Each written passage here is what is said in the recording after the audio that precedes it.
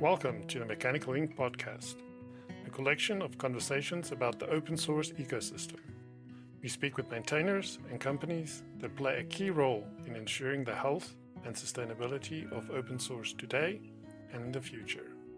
Hey, Chris. Welcome to the Mechanical Ink podcast. Okay. Hi. So, I'm stoked that I have you on this podcast. I could hardly believe it when you responded on LinkedIn and everything, and here we are. But without going too much into that, I'm going to hand the mic over to you and let you introduce yourself, your background, how you came to do what you do. We'll get you up in the morning, and then if you could tell us a little bit about Fractured Veil. Yeah. Okay. Well, I'll keep the introduction tight. I mean,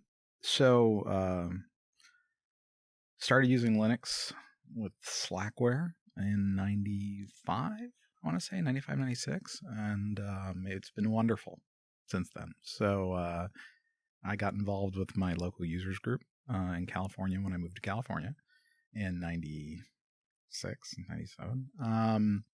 And that turned into a job at a company called VA Linux. At that time it was VA Research. It was a place that shipped Linux hardware. And before that did some Verilog. And they are like, hey, do you want to do you want free software to be your life? Do you want to be full time? I'm like, yeah, are you kidding? That sounds great. I was consulting for the Gap at the time. Just doing some consulting literally around the year 2000 problem. And it was fun, but the idea that I could have a job working on Linux and working on free software all day, sign me up. So we created this, we called it the community marketing group or something, I don't know.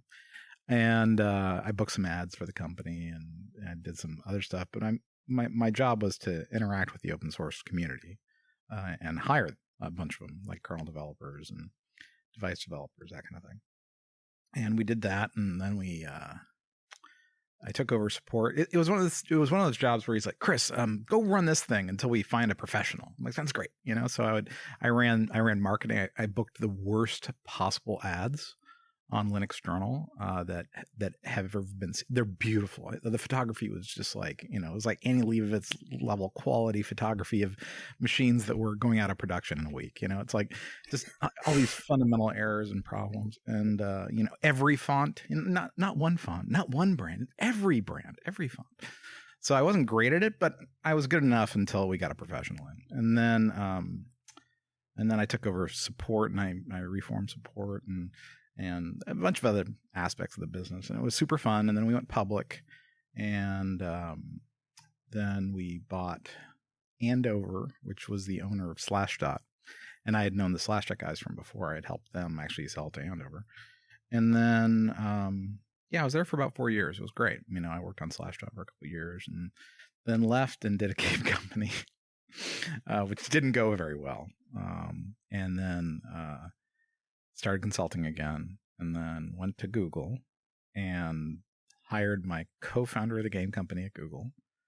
And then, worked at Google, released Android, Chrome, and all this other stuff. And it was super. It was a great job. I was there until for a while. And then about 2015, the co-founder of the game company, who was also working at Google at the time, he's like, Chris, we got to do a game, man. Let's just do a game. Come on, let's do a game. I was like, yeah. All right, fine. Let's do another game, because we loved games. We loved the storytelling and the back-end programming and all the rest. And I was like, but this time we're going to do it right, So I got a release from our general counsel at Google to do it separate from the company. And so we started working on it about a long time ago. And we brought in a Canadian contracting company. And that person, Ryan, is now kind of like the third founder of the game company. The game company is called Paddle Creek Games. The game is Fractured Veil. It's set 100 years in the future on Maui. It's a multiplayer game. We think we're going to get to about 200 to 300 people per server. And then it's a parallel world model where you can go between worlds, and every world is just slightly different. Maybe things are spelled differently, but it's really fun, and it's a survival game. You're trying to thrive in this environment with mutants going around trying to kill you, and and all that. And it's and the building system's super fun, So that's been a welcome distraction, because the reality of working in a very large company like Google is, you don't really exercise the creative muscle that much. Literally the creative muscle of writing backstory and all the rest. So it was a great source of happiness, Anyway, so I was at Google and doing really good work, and then I was laid off, kicked, booted. Yeah. So we got word, it was January 16th, that we were being, that I was affected by the layoff. I'm like, okay. And so I started a company to hold consulting that I'm going to be doing. It's called Halogenica. And can I tell you why I called it that? Because yeah, please do. I don't know how many listeners care about stuff like this, but so the periodic table of the elements. Okay, there's this. They're called the halogens, right? And they're almost. I think all of them. Their outer valence shell has 7 electrons, so it's got a hole for 1. So it bonds with other things and creates exciting things. So, for instance, salt is chlorine and sodium, right? So chlorine is the halogen, and then it makes salt, and it's actually why they're called halogens. Halene, it's salt, and so they're called the salts, right? And open source is basically a halogen, right? It's when you bring it in and you combine it, you make new things from it, you get remarkable outcomes, right? And the thing is, fluorine, is one of those chemicals. You're like, chlorine, you can make mustard gas, or you can make salt. It's like fluorine, you can make Teflon, or you can have forever chemicals in your water. It's like, so careful introduction and use of open source and creating developer platforms and ecosystems. It's kind of what I do. So I was like, and I'm a science nerd, so I chose a sciencey name for my consulting company. So I've been setting that up. I got this office that I set up here, not far from my house. I found some industrial space, and so this is the quiet room, and the other room is where my CNC machines and 3D printers and stuff are, and doing some product development there. So yeah, so that's what's going on. This is the new place for me. So yeah, that sounds very exciting. I love that name. It's a very long roundabout introduction. So I love it. So yeah, I didn't want to touch too much on the whole Google layoff thing, but you can do whatever you want, man. No. I mean, it's a great place to work, but it is a place I just used to work. I mean, it's not not for sure. Family, Yeah, I know. Yeah, there was a lot of conversation about that specific aspect where a lot of these things are sold like, no, for sure. And I mean, I saw a lot of messages around Mastodon and stuff like that when that happened. People were like, "What the heck are they thinking?" And it's funny. I'm on a Twitter sabbatical. Right about October. Like, you know what?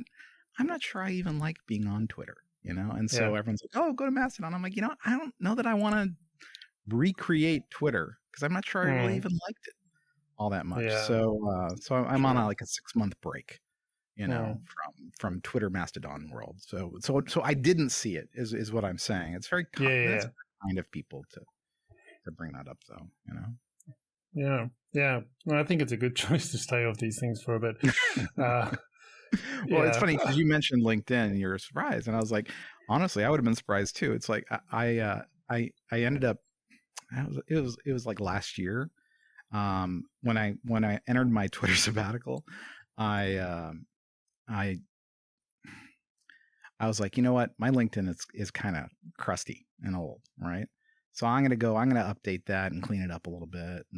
And not because I knew I was getting laid off, but I was just like, I should make these other things a little nicer, So I went through and I cleaned it all up, and everyone's like, "Hey, are you looking for a job?" And I'm like, no. I'm just, they're like, "Are you still at Google? Did you leave Google?" I'm like, no, I didn't leave Google. That's silly. And then Google lays me off. So I had a post up saying, I'm really sorry about all the churn. I was just cleaning up my profile.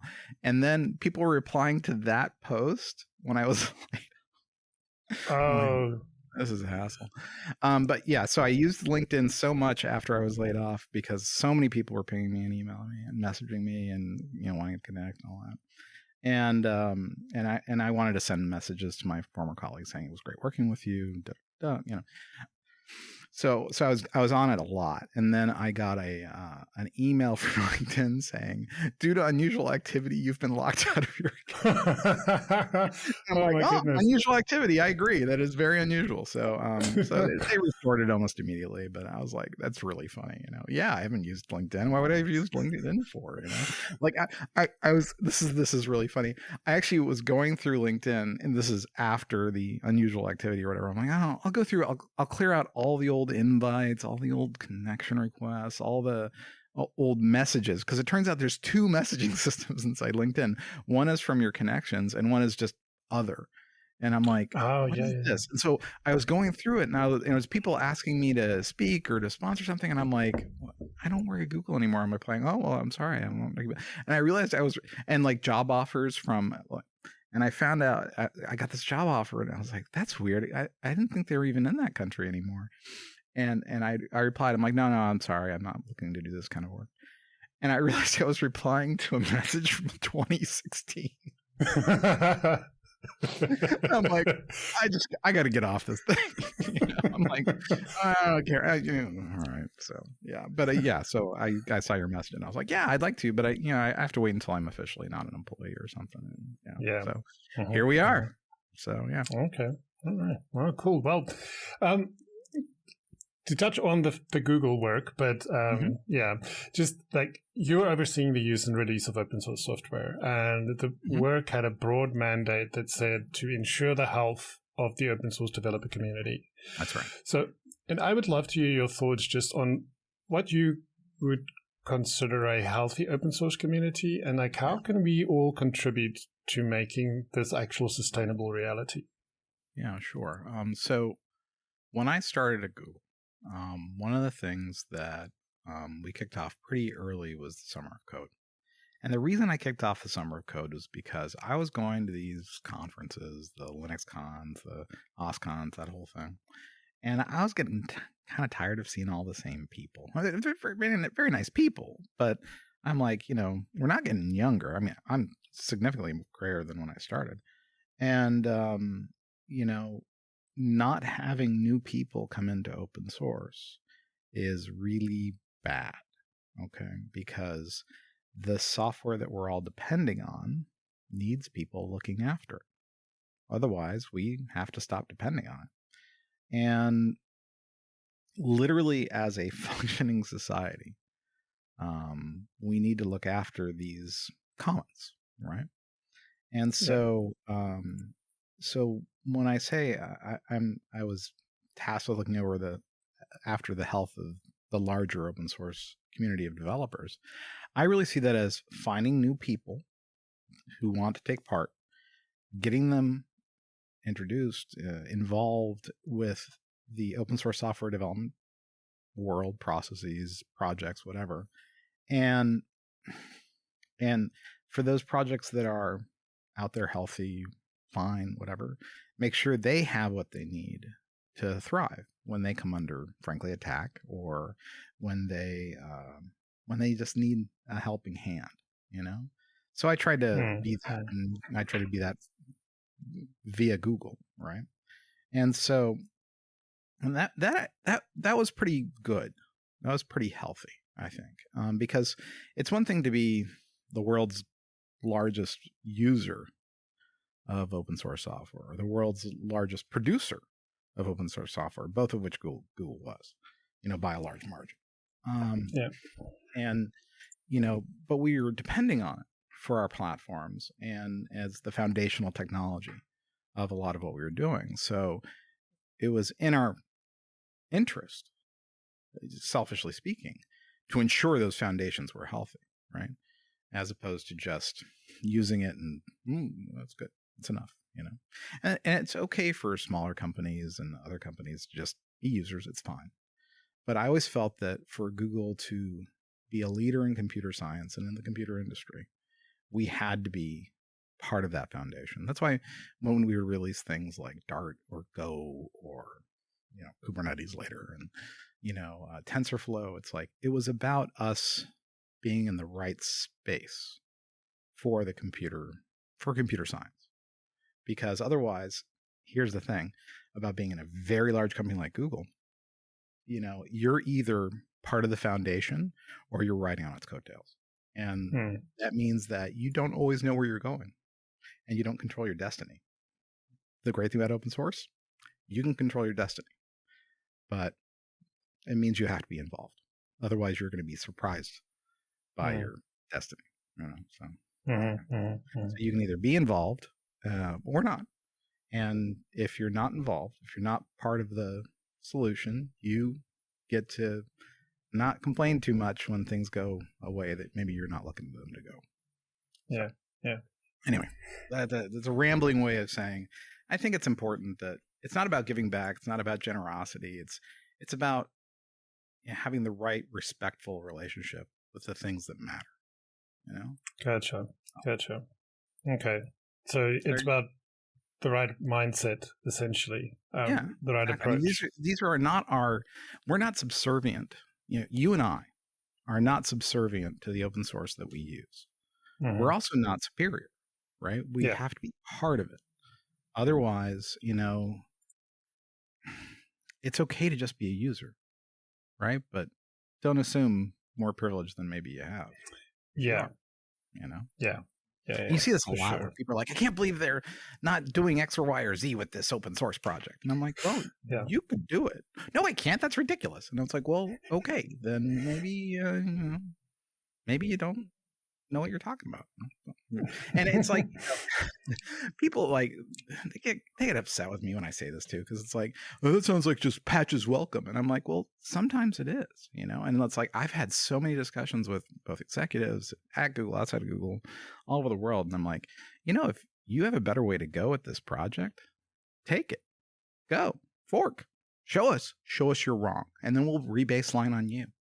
This happens all the time. Going back to, so you might remember early Linux kernels, there was they weren't sure where they wanted to go with their memory management, right? So they had a bunch of competing forks, basically. There was the Andrew Morton memory management fork. There's like 4 different, basically, kernels, right? This is before they got really subtle about handling forks, by the way. Before Git. This was before BitKeeper, that whole thing. So they literally just like let the chips fall where they may, and then they picked one, and then and that was okay. That was a great model. You let people experiment in different ways, and then you revert to them, whichever one is working out. So I would go to people and they'd be like, oh, I can't believe they're doing this. And I'm like, then do it your own way. And they're like, what do you mean? Won't we offend them? And I'm like, it's open source. And this is the point. You should be able to experiment and find out new ways. And if you're better, great. Then people will just adopt that. It's like, yes, sometimes there's egos. And yes, sometimes there's always that stuff. But long and short of it is, this is exactly what happened with Wake Logs, right? So back, it was like 2010, 2009. So we shipped Android on the original HTC G1 Dream, right? And to ship a phone that was going to last a day, right? We had to change how the kernel managed the CPU because if it was running full bore all the time, we also couldn't go all the way to sleep, right? So we needed to find a way of ratcheting back the consumption of the devices and the applications, right? Because an application shouldn't be able to wake up and make the radio go full bore, for instance, right? So we came up with a system where basically the Android's, management system for the battery, for the radio, for all the rest, they could talk to the kernel and say, okay, kernel, go a little bit to sleep, go a lot to sleep, go, you're dead now. Whatever it might be, right? And so it's basically a new interface into the Linux kernel, which Linus and a lot of people do not like new interfaces because they have to support them forever, which I get. And so we're like, that's cool. We'll just maintain it in the ARM and our fork of the ARM kernel and all the rest. And a lot of the ARM maintainers were really upset. They're like, I can't believe you're doing this.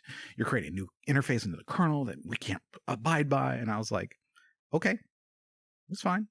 We'll just keep doing it, and you can take the patches or not. They're like, well, the problem is, all the device makers are now writing to that interface because, Android's got so many handsets out there. And it's like, well, yeah, that's right. So either, frankly, take our patch or be okay with having to lose device support. And that was it wasn't a very popular thing to say at the time. I was like, sure, well, yeah. I mean, and I was at the Embedded Linux conference, and someone was really upset. They were like, this wake locks thing, it's destroying what we're trying to do. Da, da, da. And I was like, listen, I mean, I hate to put it this way, but we're going to probably be in an argument for about 2 years. And then we're going to probably change something very small. And then you'll accept it under a different name. Because this is the direction that we're taking Linux on mobile. And so let's find a middle path for both of us. Or, I mean, because right now, every device maker is porting to this standard. And I gave, and this is early in GitHub's history, and they had some shirts that said "fork yourself," right? And so I bought a shirt for everyone in the audience, and I had them passed out. It was like, it's nothing personal. It's just sometimes how we find a way forward with software, and then we all re-mainline, and it's a pain in the ass, but it's how we find our way when we're not sure what the right way is. Yeah. So I don't know why I'm talking about this story, but yeah, it was a fun time, Yeah. And a lot of those people are actually our friends now, Yeah. That's great when that happens. Very upset. I get it. So we're very passionate people. We're software developers, and we're working in the open. And so when somebody wants to take your software in a different direction, those bastards, it's like, yeah, I get it. We all get tribal all the time. But the great thing about open source is we get to be tribal together. We get to fight together. As opposed to from behind like some smoke-filled room and some company. It's great. Yeah, for sure. So this next topic is going to start off sounding a bit like it's a long day. No, it's great. I love it. This next one is going to sound a bit like a pitch, but I promise it's not. Please complain. I mean, I don't work at Google. Are you complaining about Google much? I don't know. No, it's nothing. It's nothing complaining about Google. It's just, so there's quite a lot of projects and initiatives like Open Collective, GitHub Sponsors, GitHub Accelerated, Google Summer of Code. Tidelift. They're more on the side. Yeah, I think Tidelift. Yeah, Season of Darks, Bloomberg's Lost Contributor Fund, and there's a bunch of them, and they're all trying to find a way to onboard contributors to open source, but also trying to find a way to make being a full-time open source creator an actual option for people. Yeah. And now it's very exciting, all of that stuff. But in Africa and other developing continents and nations, open source can be instrumental, like in creating opportunities for people to gain experience with a whole bunch of skills. It's not just development. It's also just working with other people, like you just said, working in a tribe and sometimes clashing and figuring it out and finding a way forward. But I've asked around a little bit and I've read some stuff, and like one of the things that prevents these folks, or why there is such a low percentage of contributions coming from, for example, Africa, is because for these folks, free time is a luxury. And, when the time they have, they spend on putting food on the table. Yeah. So for them to get involved in open source, they need to either not sleep, which is a really bad idea, or they need to find a way to get paid to do it. And like I said, some of these projects and the initiatives I mentioned, is trying to do that. But I've also played with this idea in my head of like an incubator that maybe is very, very focused, like on web developers, for example, that brings a set into like a nonprofit maybe, and then they get skills, they get actual education taught to be web developers, and the way they express their skills is by contributing to open source. But also, they get paid a market-related junior developer salary. Mm-hmm. And they do that maybe for 6 months, and then they can choose to make open source a full-time job if they found a niche where they can do that, or they have all this experience now, they have all this work in the open, and so they are probably in a pretty good position to find a job if that is what they want to do. So I'm just curious on your thoughts on this whole idea. Well, so whenever there's an underserved region, let's just say, for open source, there are a couple things that people have tried. Some have worked, some haven't, right? And there's still some regions that are very separate. Like Japanese open source tends to be pretty separate from the Europe and American and even Chinese and Korean open source communities. And there are other nations where you're like, wow, they shouldn't there be more of them? Like Chinese developers is a great example. It's like, do you know that almost every piece of fundamental technology at Tencent, Haiku, all the rest are all written in Go? Like, wow. They're one of the biggest Kubernetes users on the planet at Tencent and Alibaba. It's like, and like, you don't see a lot of them. And is it a societal thing, a cultural thing? Like, because like the Japanese developers, you don't see as many of them as you might think, given their prominence and their use of open source in their countries.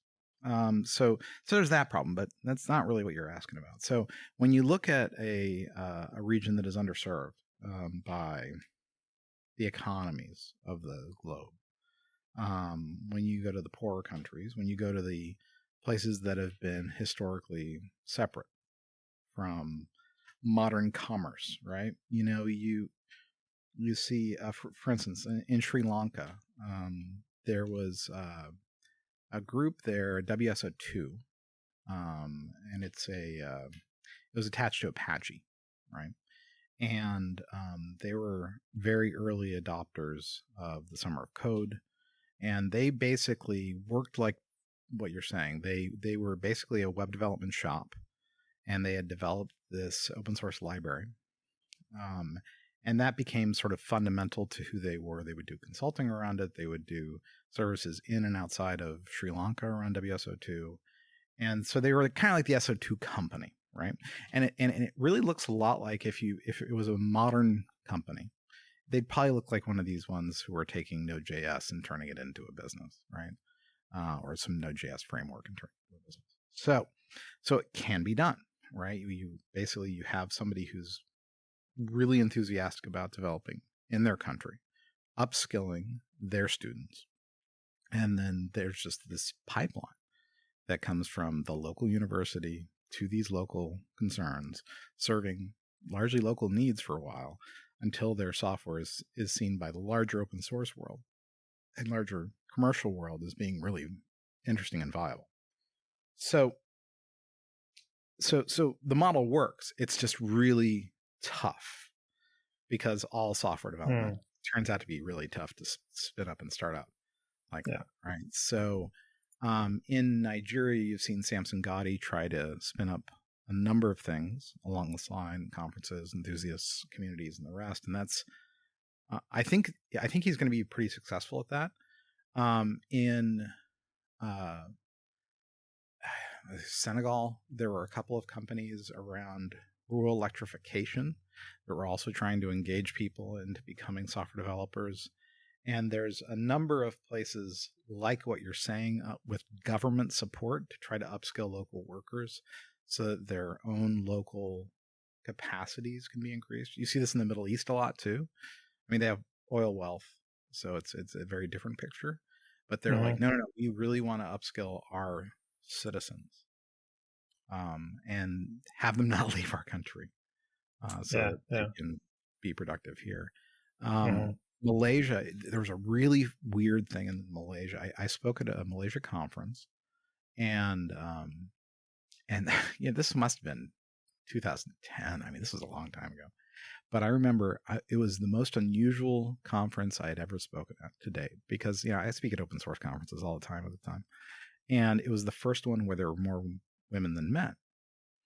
And I was like, this is amazing. What's your secret, Malaysia? Right. So I was talking with one of the organizers, a woman there in Malaysia. And I was like, so I got to tell you, I am so impressed. I've never seen so many women. This is great. And she's like, well, you know why, right? And I'm like, no. And she's like, well, so women don't have a lot of rights here. So like the oil remittances, they don't go to women, they go to men. The long and short of it was, the way she put it was, basically this is sexism lapping itself in this profession, because men don't want to do it. Women want to do it. Women can get good jobs that are secure by doing it. And it's one of the ways that they can make reliable money for themselves when their foundational support is not there, because women weren't treated so well. I'm sure it's better now. I'm trying to make any accusations towards Malaysia, but it was I'm like, so the reason there's so many women is because this is a profession that women can do without interference. And she's like, yeah, basically. I'm like, holy crap. So anyway, so every country though has its equation, of how you get people into software development, how you get them into higher skilled jobs like this, and getting them there is really tough. Now, what you're proposing isn't impossible though. So a lot of governments actually really like this sort of thing, and actually multinational organizations, they really want people who want to help upskill countries and that sort of thing. I've talked to a ton of countries, and they're just like, how do I have a Silicon Valley here in my country? And I go, basically have no culture and a good university, and you'll be fine. But sorry, it's mean about my former home. But like, what they're really asking is, how do we build a domestic capacity for software and hardware development? And that's something I'm always talking to people about that. It's like, and it's really tough because, there's certain instabilities that really affect more than you might think, like power instability. National censorship movements have been really challenging, because it turns out, they're not just censoring the thing they want to censor. They end up censoring a lot of things. And so it's like, okay, it's funny because there's been so many discussions about blocking China from getting to GitHub, blocking China from getting their hands on various technologies, software and hardware. There's the ITAR rules in the United States, which tells you which countries you absolutely cannot send a byte of data to. And it's like,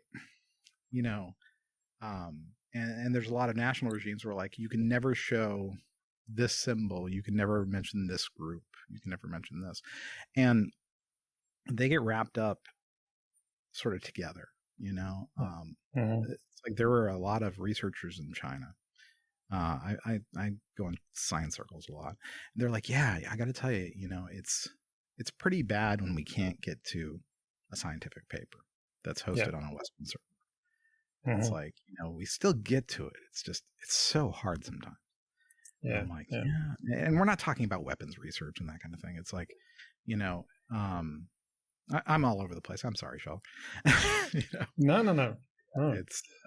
It's really challenging. And so, but in some countries they have real problems getting anything but a phone signal. So you're like, okay, well, what can we do over a phone, over a 3G network or a 4G network, right? Yeah. And it's like, okay, but a lot of like the content on YouTube isn't great because it's really costly to get to them, right? So how do you get a D-rated YouTube or this podcast? When somebody, how do people get this podcast? I notice you're on a pile of the networks. So is there a low bandwidth version of this where I maybe sound a little worse, but who cares, man? If you can get that. That's a good point. That's a very good point. I'm not trying to put it on you. That's not. No. But it's good to think about these things. I mean, that didn't occur to me. Like, you think, well, there's a transcript, but you don't necessarily want to read an hour-long podcast or something. You might just want to do it while you're. Well, I mean, the nice thing doing about your day Word, job. they're more information dense than me going on and on and on. You can skim past all my nonsense and get to the meat of things, right? Yeah. I mean, it's a hard problem to solve, but. Yeah, it's good to hear that there are initiatives that have tried this, and some have been various degrees of success with it. Yeah. I mean, it does mean that there is hope to do this. Can I tell you the negative side of this? Is there's always please do. that person who wants to stand up a training regime just so they can collect the money from the government and not actually train people and teach people. Yeah. And there's an old saying of sorts in the UN that if you go into a corrupt, despotic regime and you want to help people there, you're probably going to be helping some corrupt despots in the process. And it's like, okay, just accept a little bit of that. And so can we overall train people up, bring them up on this technology, have them be useful in a domestic capacity? Yeah, I think that's totally possible. And yeah, there's going to be some leakage. Okay, sure. Who cares? As long as you actually do better for folks, that's kind of a great thing. One of our earliest Summer of Codes, someone emailed us and they were really upset. I was like, well, what's wrong? Because we were giving, I think at the time, like $5,000 a student. And this was in Mauritius. And they're like, it's really important that my name is never exposed as winning this award. And I'm like, oh gosh, how come? And they're like, if you have $5,000 in this country, you're a target. Wow. They still wanted the money for sure, right? But they were like, it's really important that my name's not on the website. It's not trackable back to me. Well, that's cool. We can figure this out. And we did, but it was like, like the way money moves in some places is pretty interesting. Wow. I don't know what's wrong about that either. Yeah, that's no. I'm not working for Google. I can just say whatever I want.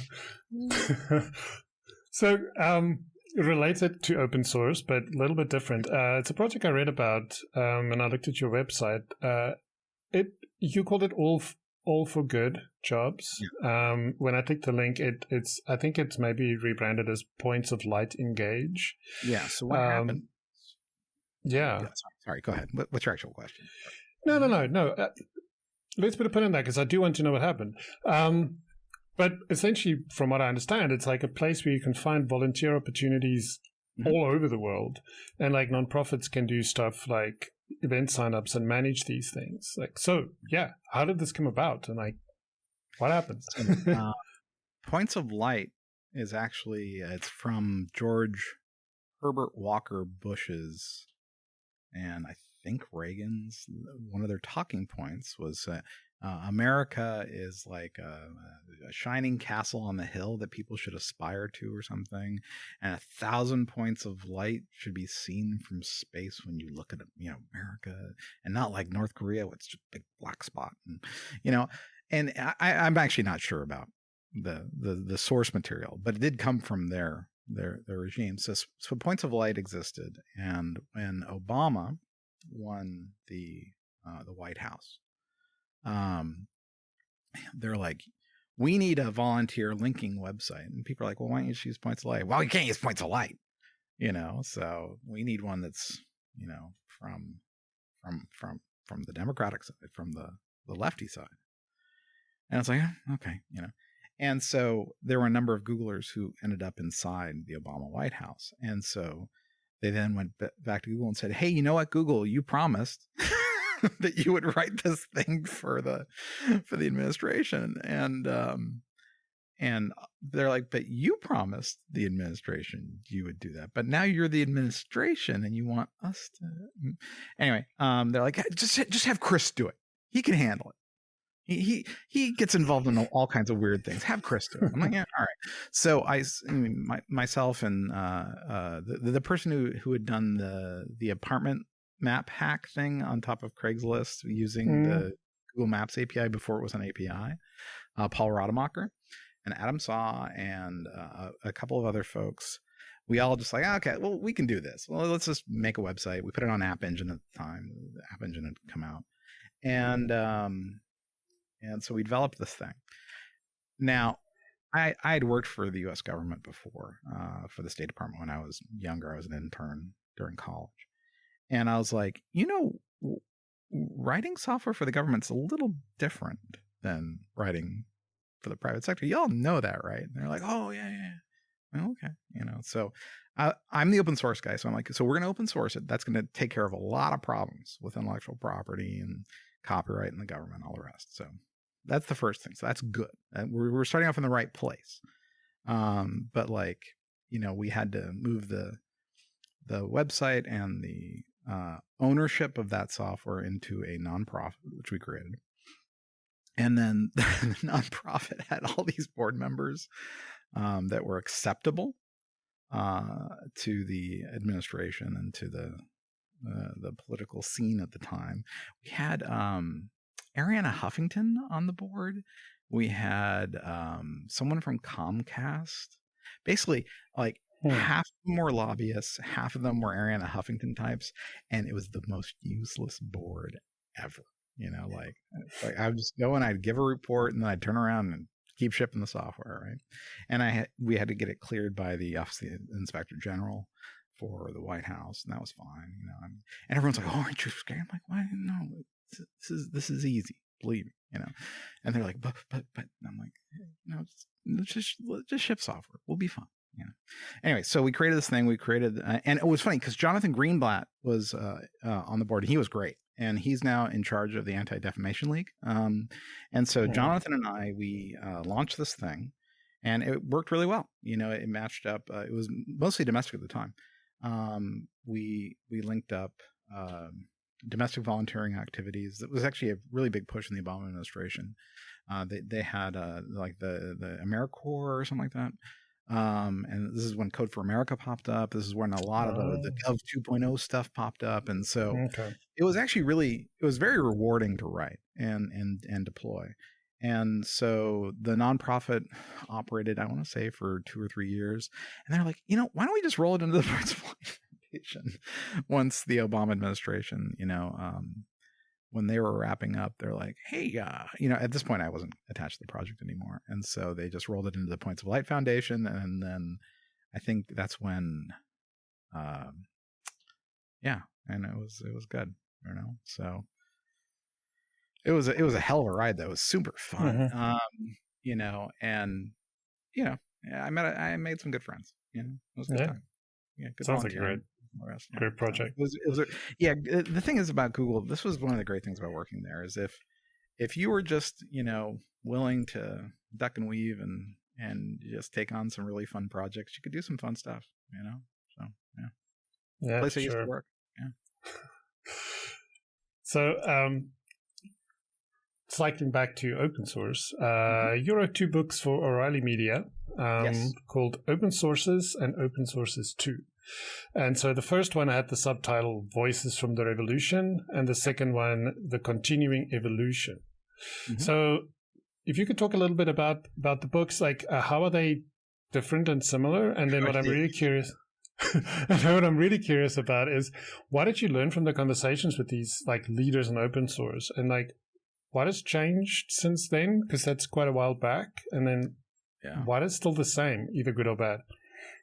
Well, it's funny, the first one, it was, I actually started it before I got to VA Linux. I had met Tim, Nat Torkington was at O'Reilly at the time, and a bunch of really great people. Anyway, and Tim was like, you should write a book about open sources. And I'm like, you actually don't want me to write a book. We want to get these people. So Mark Stone was the editor and the co-author of both the books. What we really want is we want to get their voices. We want to get their thinking on the page.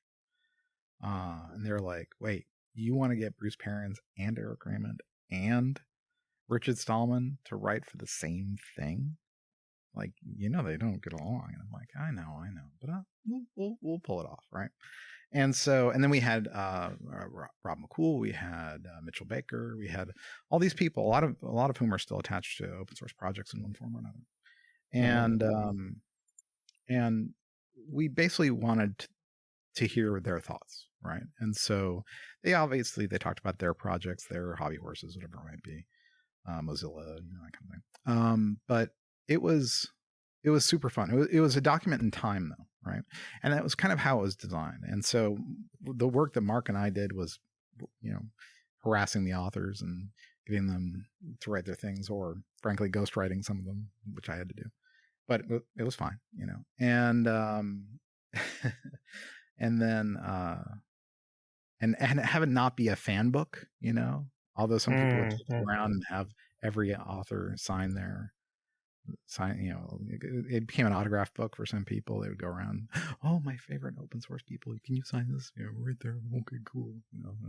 And then Richard would be like, oh, sure, I'll sign. Oh, I'm not going to sign next to Bruce Perrin. So let's get along for a minute. These people are really enthusiastic. They're fans. Let them be fans. So I'm bringing up a topic now that I was like not intending actually to bring up, but then I was like scrolling through your LinkedIn and I found this post you liked from Rob, and I hope I pronounced his surname correctly, Leathern, I think. Yeah, in which he mentioned that he and a number of people are thinking and talking about like safety, integrity, trust as it relates to the explosion of AI. And you liked that post, so I was like, I do want to ask you this question. It's the talk of the town for now, and I have my concerns and thoughts about it, but what I would love to hear is your thoughts about this, and, as much or as little as you'd like. Well, so I don't know if you saw the LoRa weights that were leaked. No. For a long. Oh yeah. Anyway, so I admit I haven't, and I'm still not very worried about AI, killing us all or whatever people are worried about.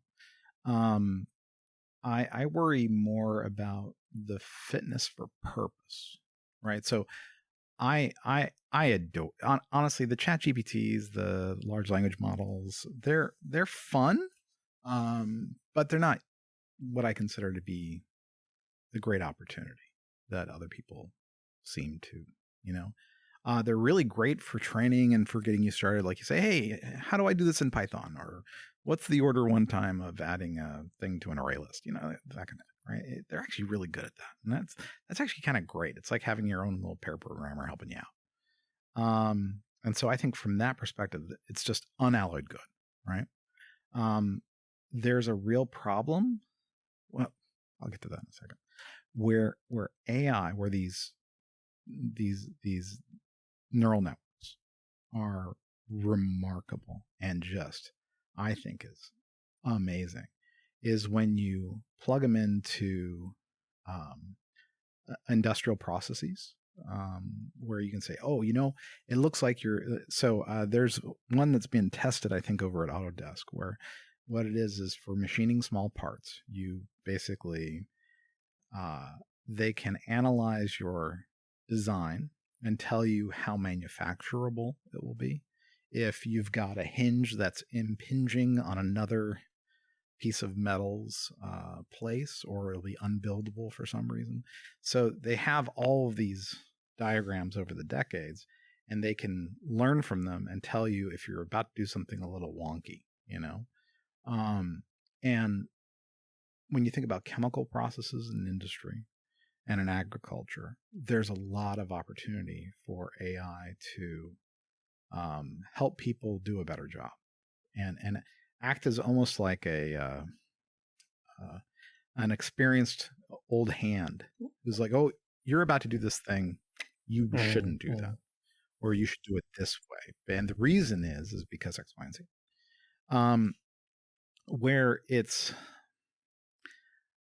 Where there are, I think, legitimate concerns is when people use these systems, statistical regression, artificial intelligence, neural networks, frankly, search and replace.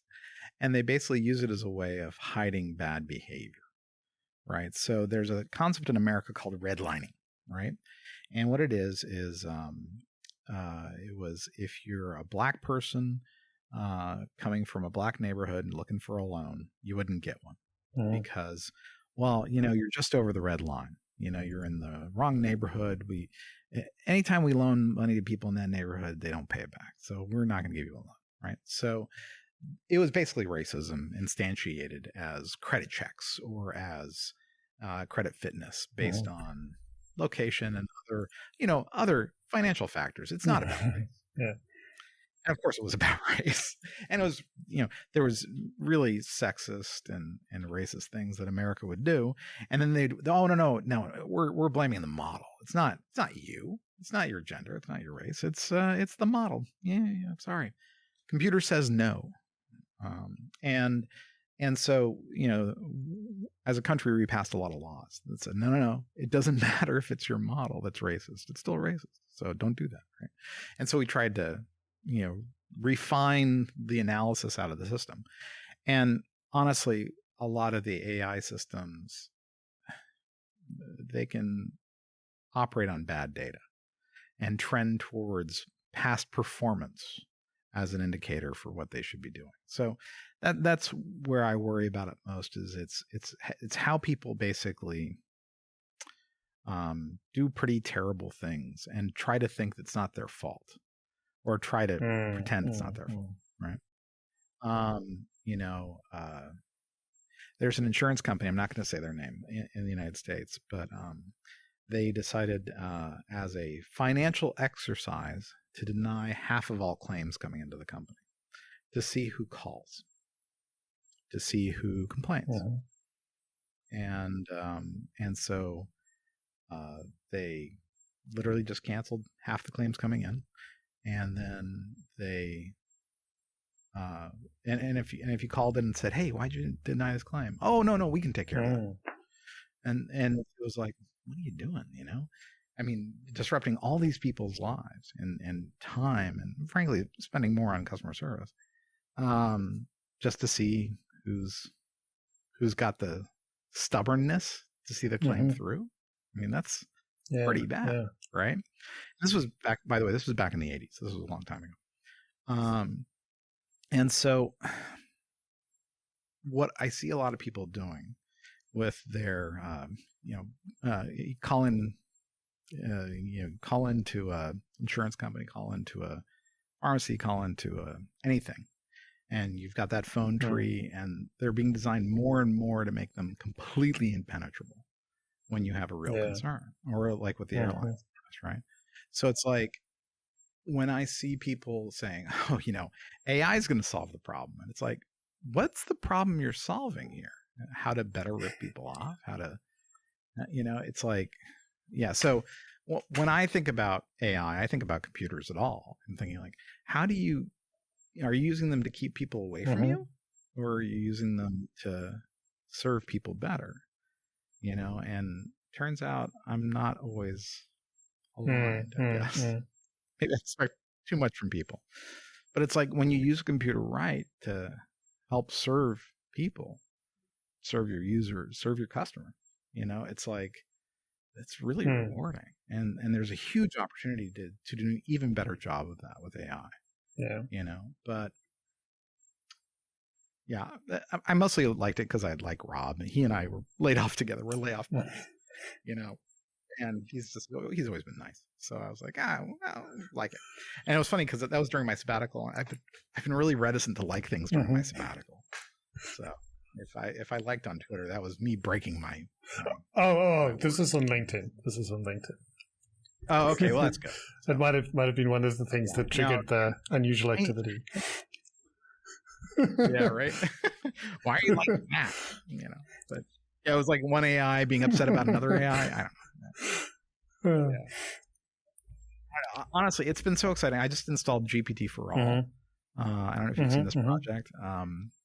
It's the Llama Python bindings, and you can bring in the weights from Hugging Face and from the other places, and it's really fun. I have a super good time with it, but I'll be honest with you, a lot of the stuff that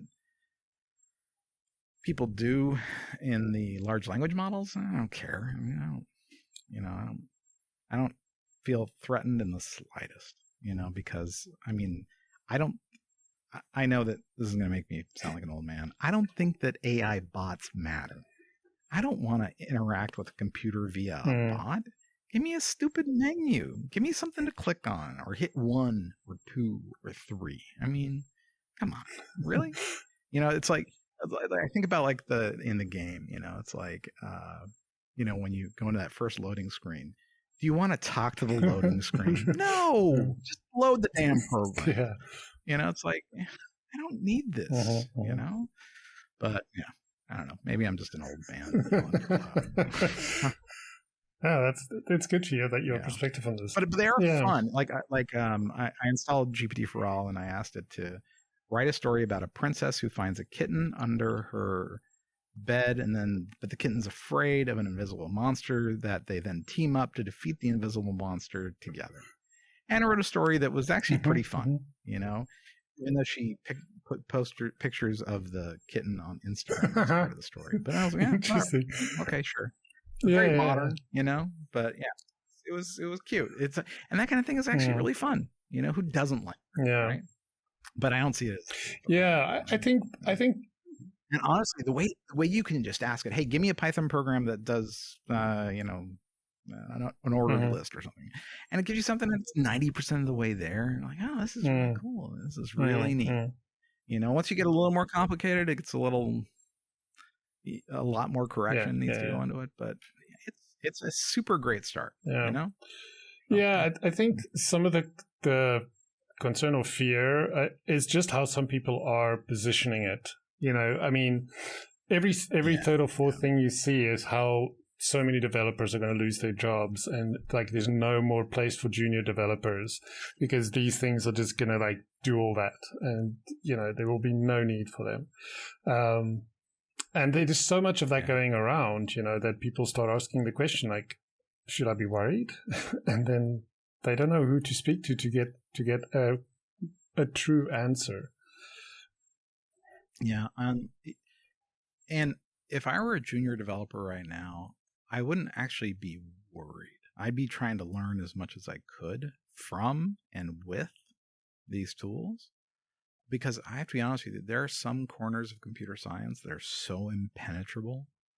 Like there's what's documented and what's written and what's coded. And it's just like, it's like no one's talking to each other, So in some ways I see it as a huge boon. Like, so I've always learned by example and by samples, and like sample code goes one. This is why I love open source. I can just look at the damn code, right?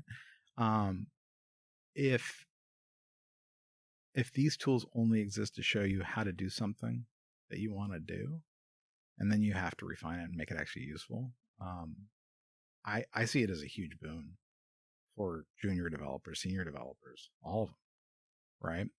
I think that there's a real question around autonomous cars and the rest. Like, what does that do for the drivers? What does it mean for these people?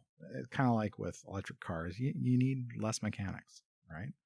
What does that mean for their jobs and their lives, though? And so, these are real questions. But I'm actually not worried about being replaced by a ChatGPT for programming. And maybe I'm just too myopic, but when I look at where they're advancing very, very quickly, right? But the ability of there's such a hunger for people who can make computers do things, right? At all levels, that having extra capacity because of a helper application like Copilot or ChatGPT or GPT-4All, I'm just honestly, I'm relieved as a society.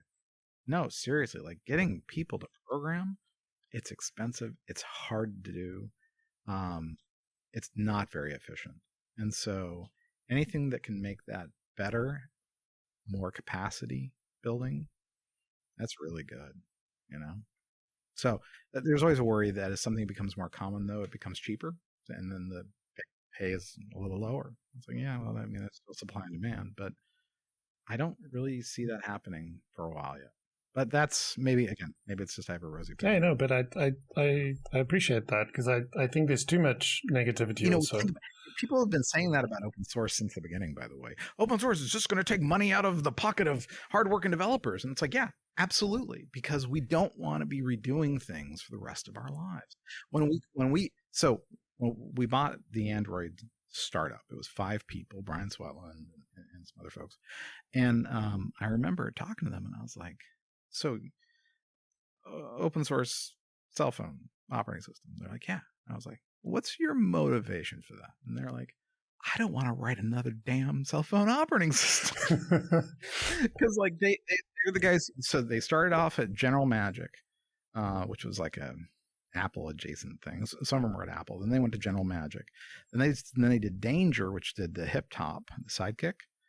And then they went to they started Android. And Android at first was going to be a camera operating system, and then it was a cell phone operating system. And they're like, yeah, no, it's going to be open source. And it's like, what's your motivation? They're like, we're so tired of writing these damn things. We want to write it one more time. I'm like, cool, I'm on board. Let's do it. And it was funny because the intent system in Android is very much like the one that was in Danger, right? And it's like there's little threads that go through all these things, and it's kind of like WebOS. I don't know if you know what WebOS is, but that's basically, anyway. And Ubuntu Gecko, the thing that Mozilla did. Yeah. I mean, it's all connected, and that's good because, when you're going to go do some math, you don't have to rediscover the midpoint. You don't have to rediscover how to add, subtract, multiply, divide, and find them. The area of a circle. You just, there's the equation. I'm just going to plug it in. It's like, you're not calling up, Descartes' family and saying, I think I owe you 10 cents because I put something on a grid. It's like, you know what? It's okay for sciences to advance, right? And I see this as fundamental with that, right? It'll make more computer scientists. It'll make computers more useful for more people. And I think that's great. I love computers. Yeah. I can tell. So on a more like positive, but even though you've just put a positive spin on this, which I love, you were or are still involved with Science Food Camp, which in some ways reminds me of the Mozilla Festival. I love this idea of bringing people of different fields together to like experiment, share ideas, brainstorm, and just be creative human beings. I'd love to know if there's like any like stories from Science Food Camp that you can share. Well, it's funny because the Mozilla Festival was actually started by Kay Thaney, Thaney, T-H-A-N-E-Y. Kay used to work for digital science, which was part of Nature. Now, Nature/digital science, Google, and O'Reilly, we came together to do Sci-Fu Camp, right? And so Sci-Fu Camp was basically based on the Fu Camp model, where you bring a bunch of people together and say, okay, start talking.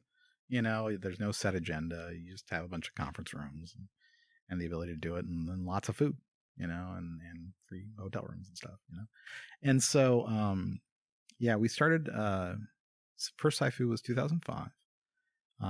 Tim O'Reilly and the then head of Nature Digital Publishing, a fellow by the name of Timo Hane, email Larry Page. So, Larry, you should run a science food camp, and Larry said, yeah, Chris will do it. I'm like, okay. So I set it up and worked with the folks from Nature and O'Reilly, and O'Reilly brought the O'Reilliness and the organization around it, and they were great. And then Sarah Wing, who was also the person who was helping run Food Camp at the time with Tim. That started in 2002, I want to say. And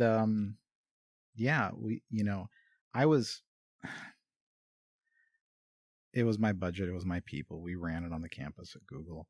But my real goal was to identify scientists who were either on the cusp of that huge discovery, they're extremely talented, postdocs and doctoral students and principal investigators and a little bit of science communicators, a little bit of science fiction authors, and then and we usually had 2 or 3 Nobel Prize winners, and it was one of those things where people would, especially the first year, they'd be like, what is this nonsense? Oh, okay, I guess if Google's going to pay for it, all right. But they didn't know why they were coming until they got in the room, and then we had this intro session.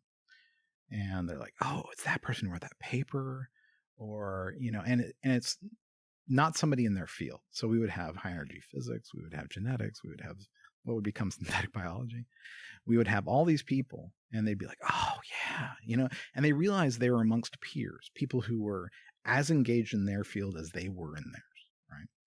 And they were able to learn from each other some of the tactics inherent in their science. And so what we got out of it, what Google got out of it, so there were no computer scientists except for the Googlers, right? And then that was intentional because, we talk about computer science all the time at Google, right?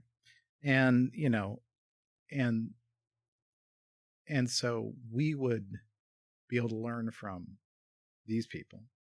We would spin up a number of efforts. They would also do papers together. They would spin up other efforts. It was a really great friction of just, thoughtful, smart people. I made some great friends. Tamar Macon, her work on brain plasticity. It's like, I can tell you, like, these people that they're literally changing the world, right? And it's just remarkable, And I could talk about, these companies came out of it. This guy won the Nobel after we discovered him, or our involvement with the Broad and the whole synthetic biology thing and CRISPR, blah blah blah. But it was about getting people together so that they could be exposed to that which they're not exposed to normally, right? Because if you're a chemist, you've seen other chemists, for God's sakes. That's your whole life, But you don't get to talk to George Church. You don't get to talk to, Martin Rees, these giants in synthetic biology and astronomy. It's like, and you can learn so much, and they're going to learn from you too, which is kind of the best part. We had Doris Taylor out. Oh my God, I'll never forget this. Doris Taylor, she's at University of Texas, I think, in Texas there. And what she had figured out how to do, it's a little gross. So if you're, I don't know if you're, she could take a heart from a mule, decellularize it, meaning remove all the genetic material from it, take the induced pluripotent stem cells from the animal that's going to receive the heart, recellularize the muscular structure of the heart with the target organism's own DNA and blood, put that heart into that target animal, and it would be fine. No rejection medication. Literally, it was just swapping a part out. Wow. And I'd never seen that before. And she brought demonstrations. She brought a heart that she had decelerated. And it was the coolest damn thing I ever saw. And so I was standing there, and Neil Stephenson was at this one, and the author, the science fiction author, and just like, we're like, holy crap, we just couldn't believe it. It was just the neatest thing ever. And she was like, yeah, the biggest problem is finding the money to do the stem cell generation from the target animal, because it costs like $50,000 per animal to generate that much stem cells from the donor animal. But it's like, I'm like, why aren't people doing this right now? I'll take a mule heart, sure. If like mine's going bad, I'd gladly take one. Are you kidding? But yeah, it's like, like the stuff you got to see was just, and it gives you a lot of really good ideas, on how to help. Yeah. It's like, like, I mean, how is this any different? So like all the lower weights that are that are floating around the internet right now, like the leaked one and the other ones. It's like Hugging Face. I see it as like, you know what they're doing? They're decellularizing this data set, and then they're moving it over here to be reanimated in this neural network. It's like, it's a terrible analogy, but it's like, this is really cool. You get a lot of really good ideas from being exposed to these passionate, niche, little nichey people in the sciences. It's like, it's just So so SciFu, the Mozilla Festival, what they've been doing there, and it's like we're all sort of like cousins of the same desire, which is to celebrate the nerds, man. Get us out there and talking to other people so that they understand what this kind of thinking can change the world if you just come to understand it just a little bit, right? Yeah, for sure.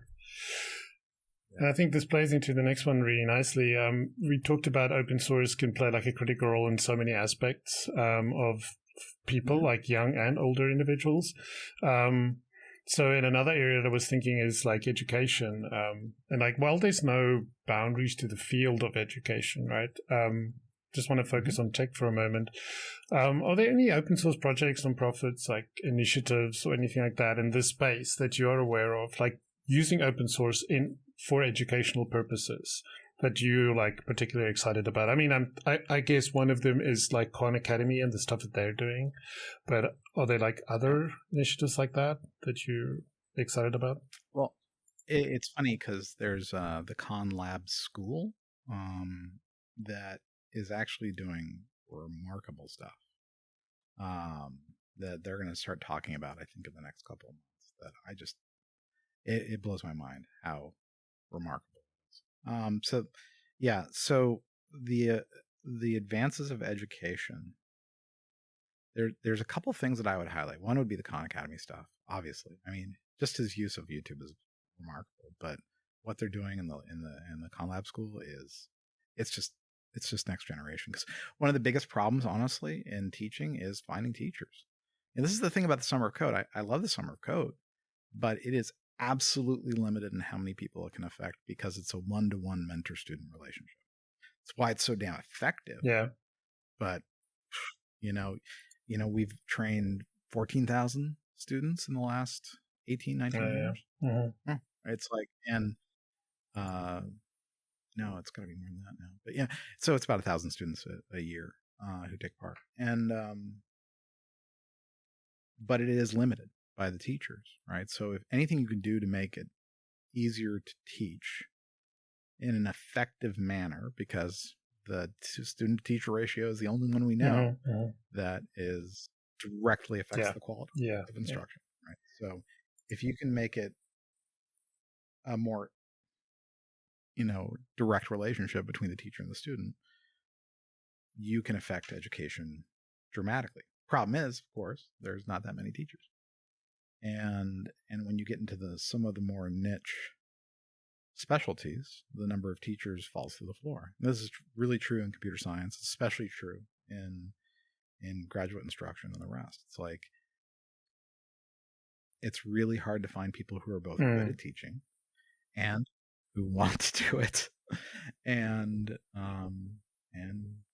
want to be fairly compensated. Because the other side of it is software development pays pretty good, right? So it's really hard to say, okay, maybe you do this within those, and there's very few people who have mastered doing both, like the Andrew Moores of the world, who are just titans of education, but also incredible software developers and leaders.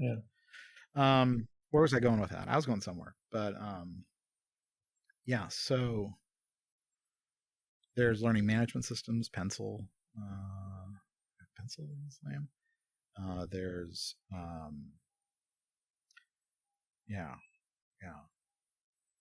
it's a funny old world, and it's an area that's still extremely analog, extremely personal. And there was an effort called the Alt School, and I don't think it did very well because it was kind of experimenting on new educational tactics with children.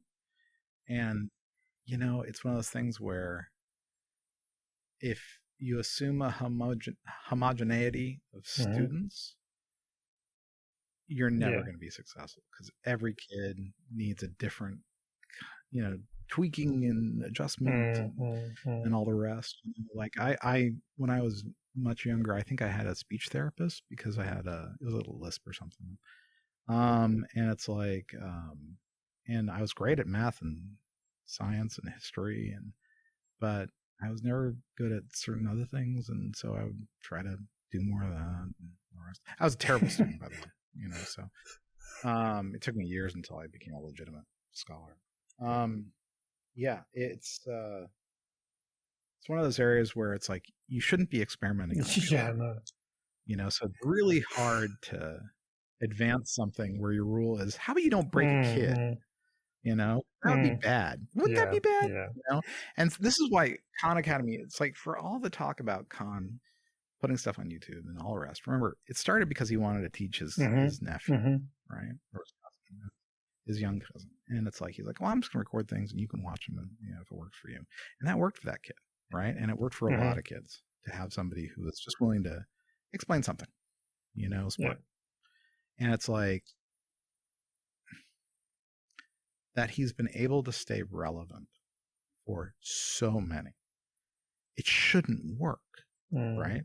Knowing what I know about teaching kids shouldn't work, but it totally works because Saul Khan is special.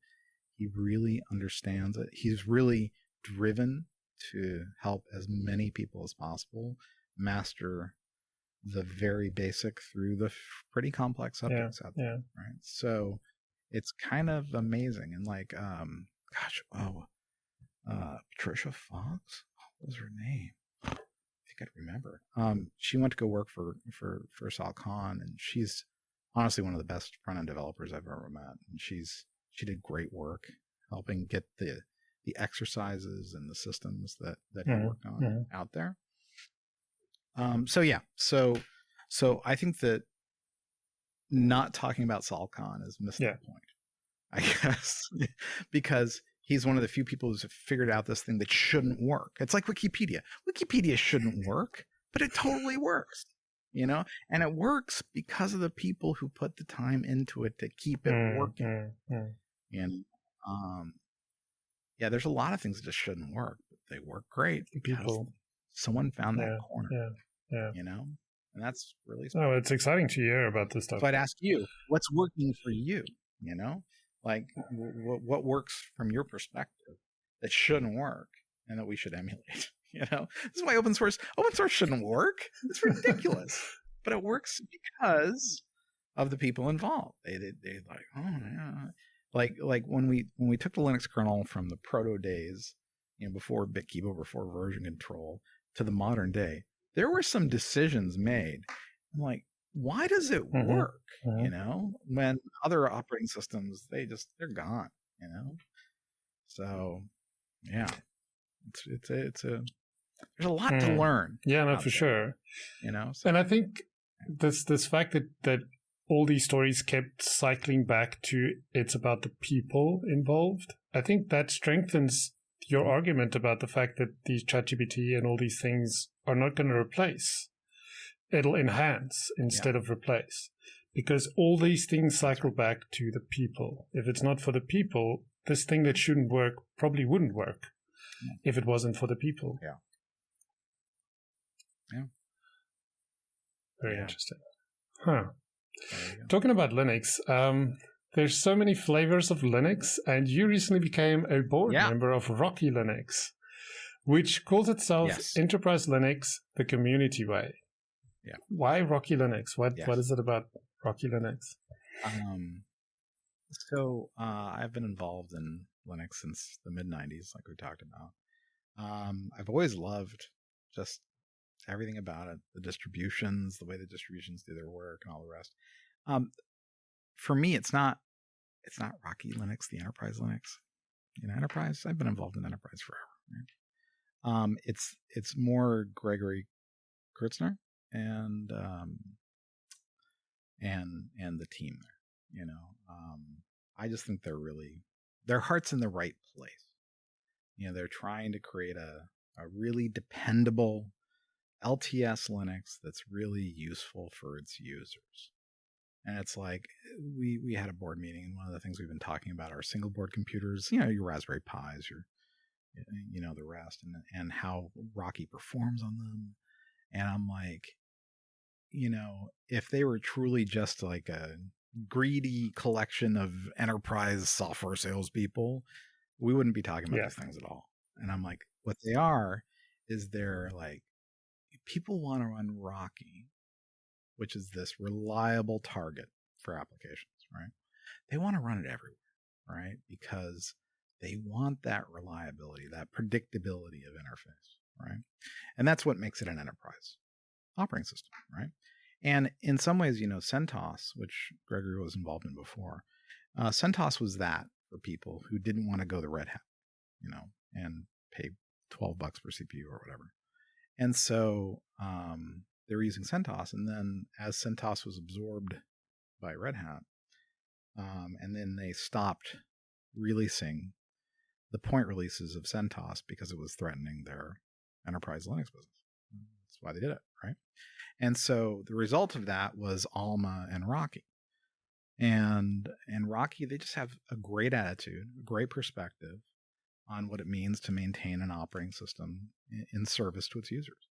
And so that's why, you know, when they asked me to get involved, I was like, yeah, I'm in, because their heart's in the right place. They're doing it for the right reasons. They're not doing it to hurt anybody. They're not doing it to hurt Red Hat or anything like that.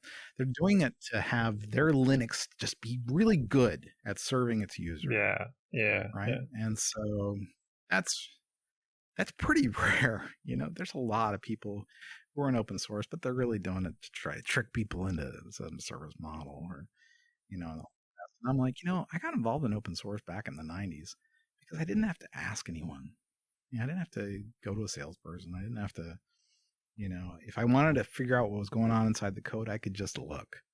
You know, I was very independent, I know, and maybe misanthropic, but it was refreshing to not have a bunch of gatekeepers keeping you from doing things.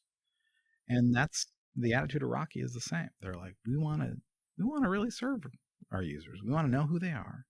We want to make sure they're getting what they need out of this. And yeah, and that's refreshing and wonderful. And that's why it's fun. Wow, all great reasons. And again, cycling back to the people. People is always the center of all this. This has been amazing. I have two things that's not software related. Well, the one is kind of, but so don't know how many people know. I had no idea about this, but you were involved with the TV shows Silicon Valley and Good Omens. Very different shows, but entertaining in their own ways. Alex Garland had a TV series, a limited run called Devs. Oh.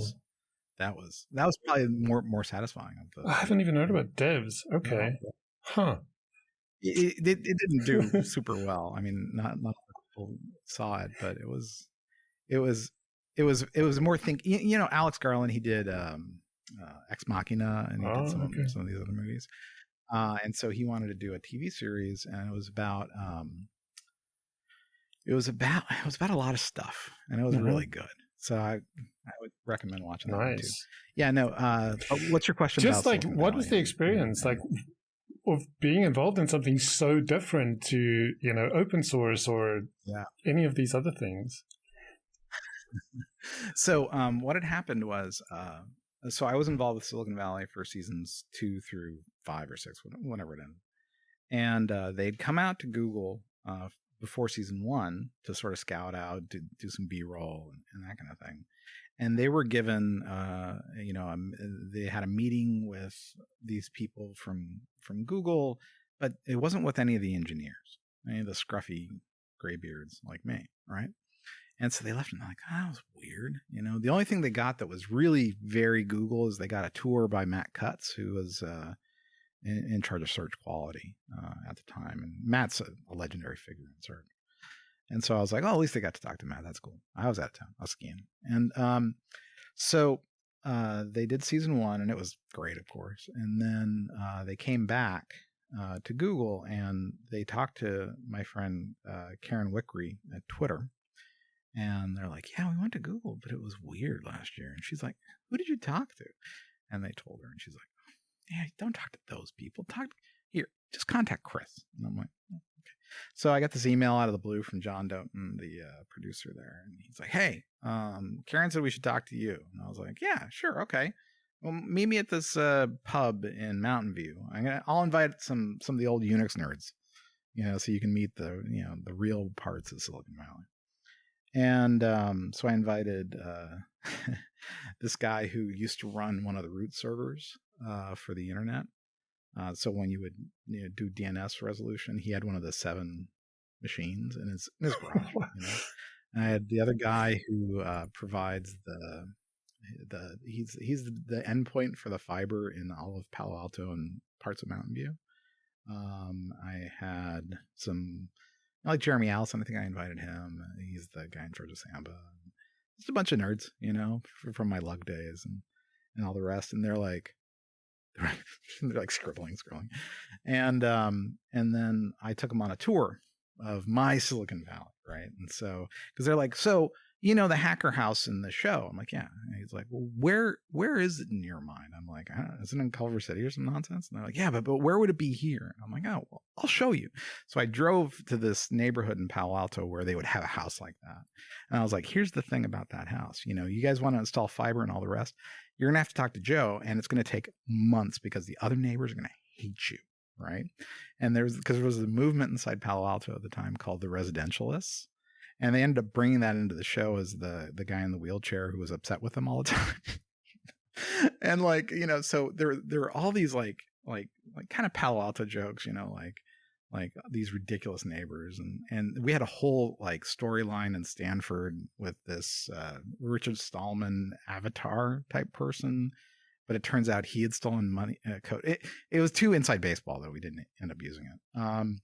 But it was so much fun. And my good friend and coworker until recently, Dan Berlin, he helped them with the entire intellectual property storyline in season 2. Where Hooli was accusing Richard of stealing code because he was working at Hooli at the time when he came up with the idea for Pied Piper, but he hadn't used his Hooli hardware, but he did a little bit. But how do we navigate this and California law and all that stuff? So it was a lot of fun, and they were just a blast to work with. And Mike Judge, he came down for it was one of the premieres where I went down to Los Angeles, and he was just like, I saw a video of a man singing about free software. And I'm like, oh yeah, that's Richard. He's like, is he okay? And I'm like, yeah, he's a little off. He's an okay person. He's just, a little unusual sometimes. He's like, yeah, I so Mike Judge, his prosody, the way he speaks is just, it's very deliberate. It's like he's like, so it's like he's not like any Hollywood person I've ever met before. They're all very glib and fancy, all that. But Mike Judge is just like, he wants to get to the root of the problem and not talk too much about it. He's like, let's just get this done, this conversation. And I'm like, oh, you'd be at home with any of these nerd friends of mine. But yeah, it was a really good time. Yeah, Silicon Valley was a blast to work on. I don't know if I answered. No, you totally did. And then Good Omens. Good Omens happened. So the thing about Good Omens is, so growing up in Salt Lake City, I was young. My parents, we moved to Salt Lake City. I was 9, and we moved away when I was 17. And I wasn't a Mormon kid. And so if you weren't a Mormon kid in the 80s in Salt Lake City, you knew every other not Mormon kid, right? And so one of the other not Mormon kids was Mike Dringenberg, who did the art for Sandman for the first 16 issues of Sandman. And so I got to know him, and I got to know Neil Gaiman, and we became pals. And so he contacted me. He's like, hey, I'm doing Good Omens, and we need to do this thing, and can you make that happen? I'm like, sure.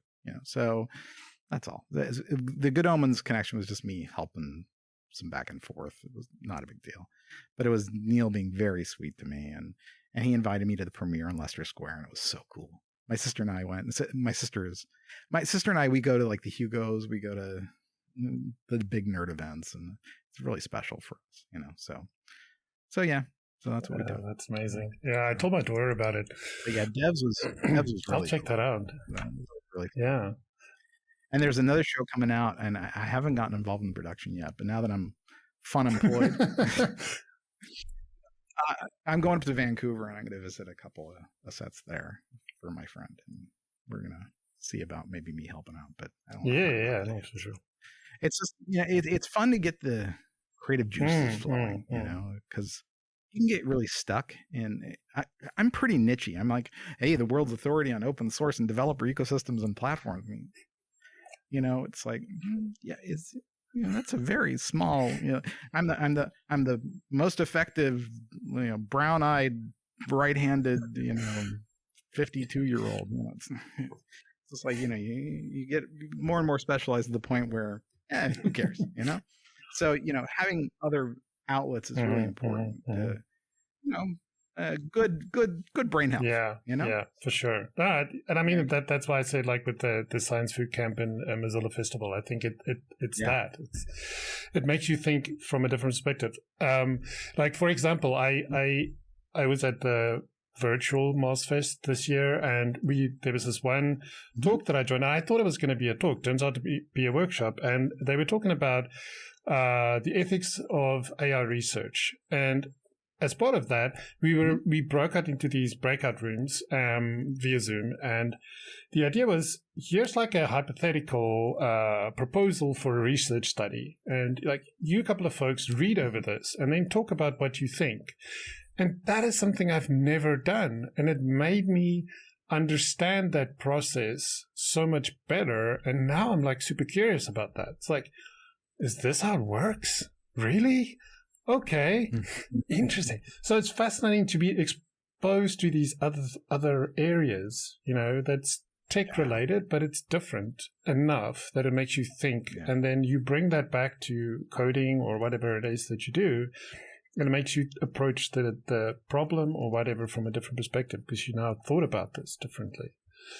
So it makes a lot of sense. Like, I mean, that's really cool stuff to be able to get involved with, you know, but yeah, no, I've been extremely fortunate. I've been so privileged, honestly. It's like, yeah, it's been a good time. So one last question, and it's a really silly one, and it's something I saw on your website, so I thought I'd just end off with that. So you say you I've got a big website.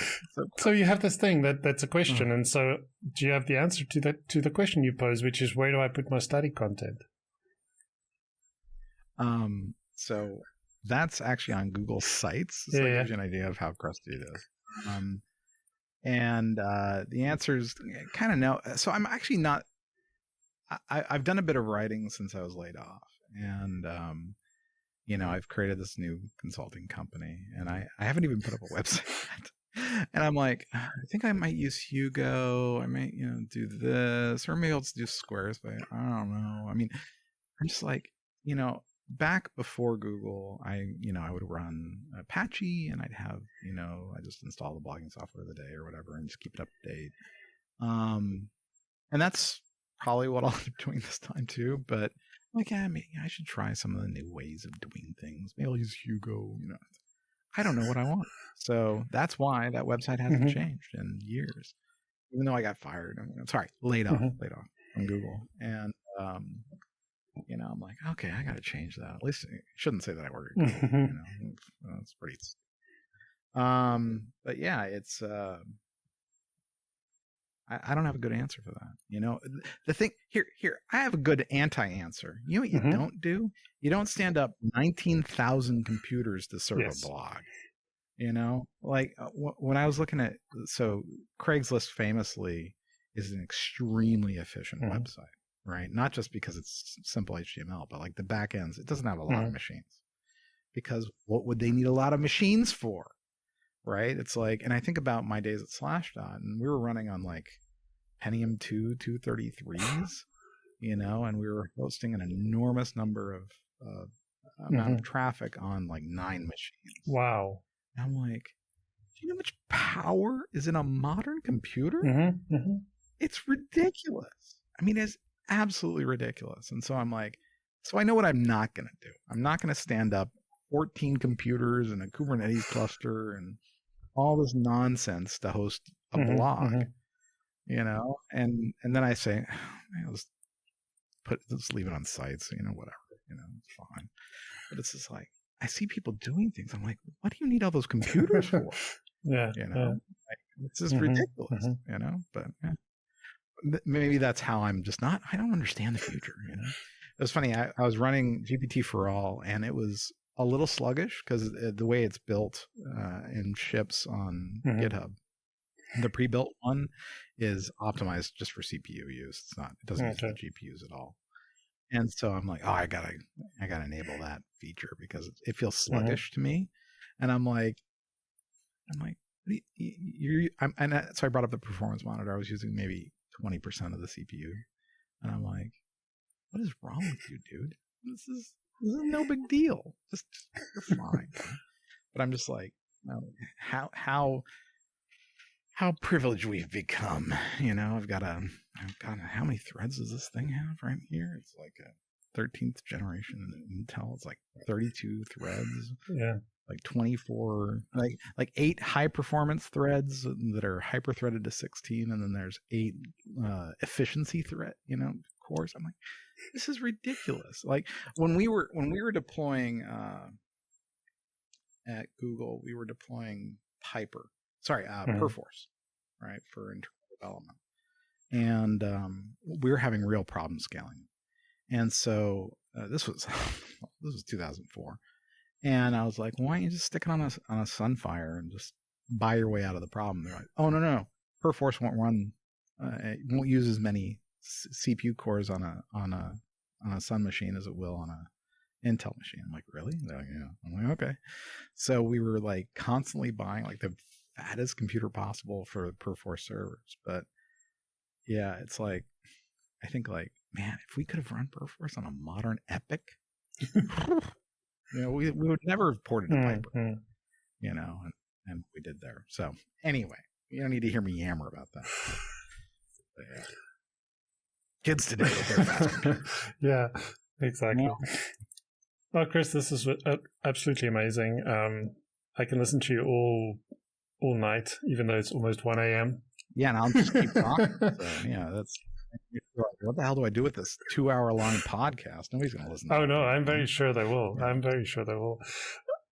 Well, I would love if you could tell me if anyone actually listens to it. So, yeah, I've been doing it was called Internet Radio back in the day. It's we were doing it was called Geeks in Space, and it was Rob Malda, and anytime I'd come to town, we would record one and put it up. And so about 4 years ago, we restarted it, and we just pretended as if we've been doing it the whole time. And we have like no one listening to us. It's a YouTube channel and it's like a podcast, but Rob doesn't care actually. So I don't even think he talks about it much. And so we got a Discord server. And so, yeah, I'd love to know if anyone actually listens to this. I'm sure. I'll send you the stats. It's nothing personal against you. I know how no. Not, you know, I'm not taking it personally at all. So I just enjoyed being able to have had this conversation. So thanks so much. Yeah, it was great talking to you. Yeah, thanks for everything you shared, and thanks for everything you've done, everything you will do, and just being an awesome person. I've been lucky to have generous companies as my employers too. So, you know, proud of the work I did there. So what's next? Yeah, I'm looking forward to see what's next. Yeah. Thanks very much, Chris. Have a lovely rest of your day. Have a safe flight tomorrow. And I'll let you know as soon as this goes live. Thank you for listening to the Mechanical Inc. podcast. Join the conversation on Discord. All the links are in the show notes. If you enjoyed this episode, please like and share it with your friends and colleagues. If you have a moment, please leave a review for us on Apple Podcasts, as this helps others find us and helps us make a better podcast for you, our listeners.